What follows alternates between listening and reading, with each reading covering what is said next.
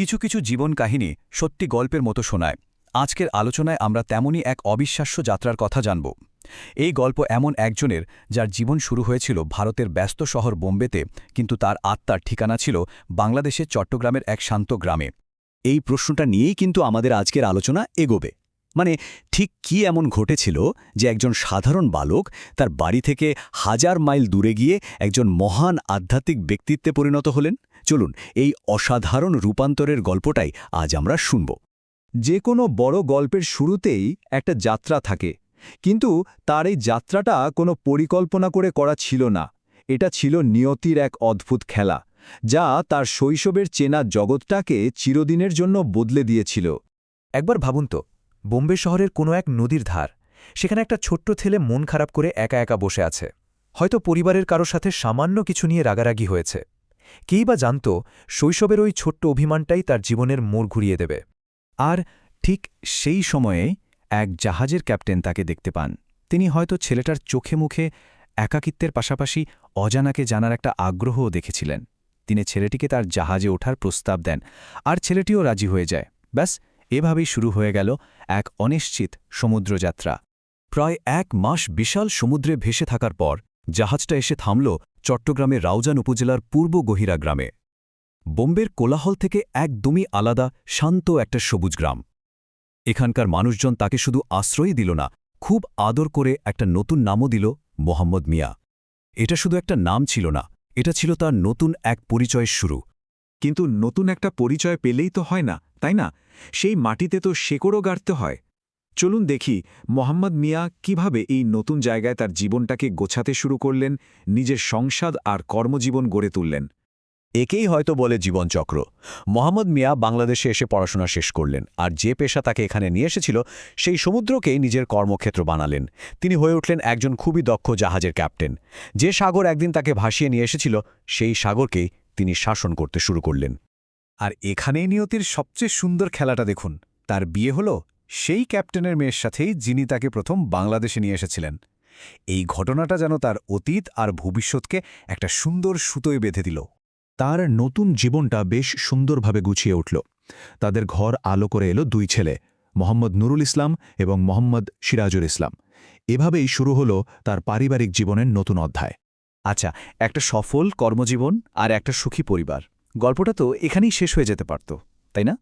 কিন্তু না, এটা ছিল আরও গভীর এক যাত্রার শুরু। তার ভেতরে অন্য এক সত্তা জেগে উঠছিল, যা তাকে জাগতিক জীবনের বাইরে এক নতুন পথের দিকে ডাকছিল। এই ছবিটা দেখুন, কি দারুণভাবে তার জীবনের দুটো দিক তুলে ধরা হয়েছে। একদিকে সমুদ্রের বুকে জাহাজের নেতৃত্ব, আর অন্যদিকে একটা শান্ত মসজিদে মানুষের আত্মার পথ দেখানো। এটা শুধু পেশার বদল ছিল না, এটা ছিল জীবনের উদ্দেশ্যরই একটা আমূল পরিবর্তন। ক্যাপ্টেন হিসেবে অবসর নেওয়ার পর তিনি জীবনের সবচেয়ে বড় সিদ্ধান্তটা নিলেন। তিনি তার বাকি জীবনটা পুরোপুরি সৃষ্টিকর্তার ইবাদত আর মানুষের সেবার জন্য উৎসর্গ করলেন। হয়তো বছরের পর বছর সাগরের বিশালতা দেখতে দেখতেই তার মনে এই আধ্যাত্মিকতার জন্ম হয়েছিল, আর সেই উপলব্ধি তাকে এই নতুন পথে নিয়ে আসে। তো তারই আধ্যাত্মিক সাধনার প্রকাশটা ঘটল কিভাবে? তার বিশ্বাস শুধু প্রার্থনার মধ্যেই থেমেছিল না, বরং সেটা প্রকাশ পেয়েছিল মানুষের জন্য তার নিঃস্বার্থ কাজের মাধ্যমে। তার সেবাটা ছিল খুবই গোছানো আর আন্তরিক। প্রথমে তিনি জাগতিক ব্যস্ততা থেকে নিজেকে সরিয়ে নিলেন। এরপর নিজের সারা জীবনের জমানো টাকা দিয়ে তৈরি করলেন পূর্ব গহিরা জামে মসজিদ। তিনি কিন্তু শুধু মসজিদ বানিয়ে থেমে থাকেননি, নিজেই সেই মসজিদের ইমাম হিসেবে দায়িত্ব পালন করেছেন, আর এলাকার যে কোনো ভালো কাজে সবার আগে এগিয়ে এসেছেন। এই একটা বাক্যেই যেন তার পুরো জীবনে দর্শনটা লুকিয়ে আছে। মানে, তার কাছে সৃষ্টিকর্তার উপাসনা আর মানুষের সেবা দুটোই ছিল সমান গুরুত্বপূর্ণ।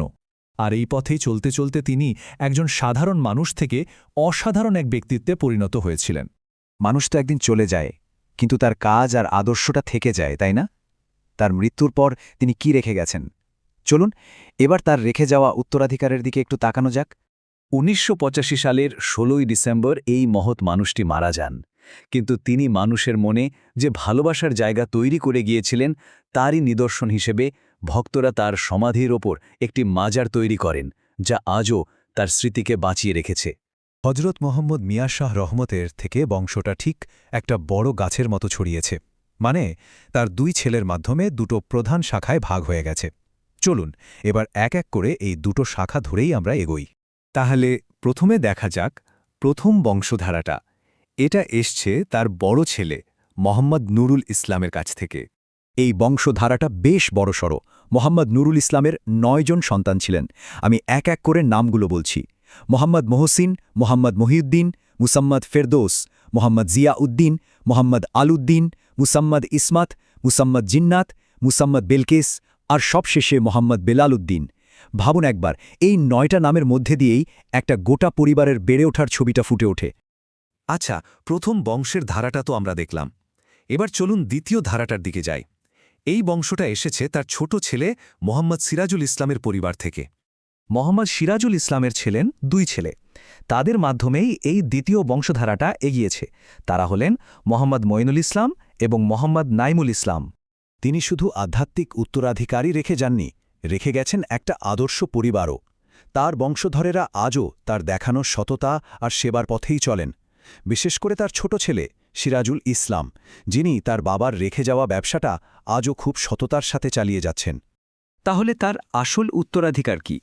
একটা মসজিদ যা আজও মানুষকে প্রার্থনার জন্য ডাকে, একটা পরিবার যারা তার আদর্শকে আজও বয়ে নিয়ে চলেছে, আর সবচেয়ে বড় উত্তরাধিকার হল সেই আধ্যাত্মিক চেতনা যা প্রজন্মের পর প্রজন্মকে নিঃস্বার্থভাবে বাঁচতে শেখায়।